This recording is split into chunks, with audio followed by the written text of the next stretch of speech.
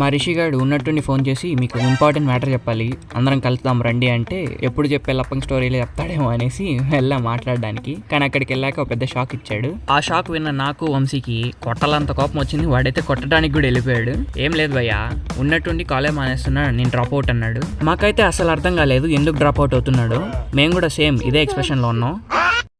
అసలు ఆ రోజంతా మిరాకిల్సే. చిన్నపిల్లోడు బైక్ దోలడం దగ్గర నుంచి కార్లో వాషింగ్ మిషన్ వరకు కూడా అన్ని చూసాం. అంతెందుకు హెడ్ మసాజ్ కోసం హెయిర్ స్పాక్ పోతే అక్కడ ఆయనకి డ్రాప్ అవుట్ అని చెప్తే పాస్ అవుట్ అనుకొని ఈప్ మీద లాగ్ పెట్టి అదే శబాష్ అని కొట్టాడు. ఆ దెబ్బతో హెడ్ మసాజ్ ఏంటి బాడీ మసాజ్ కూడా చేశాడు. అసలు డ్రాప్ అవుట్ ఎందుకయ్యో చెప్పరా, లేదంటే మసాజర్ పెట్టి చంపేస్తా అన్న దగ్గర అని చెప్పి భయపడిస్తే సరే అని రీజన్ చెప్పాడు. పైలట్ అవ్వాలన్న వాడి డ్రీమ్ యాక్సెప్ట్ అయిందంట. సో ఆ అడ్మిషన్ లెటర్ మాకు చూపించి వెళ్ళిపోతున్నారా తొందరలో అని చెప్పాడు.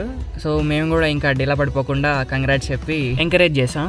ఎలాగో ఇండియాలోనే ఉండడు కాబట్టి వీడియో కాల్లే అన్ని చూద్దాం. ఫ్యూచర్ లో మనం వీడియో కాల్ వ్లాగ్స్ చేద్దాం. పాపం చింటూ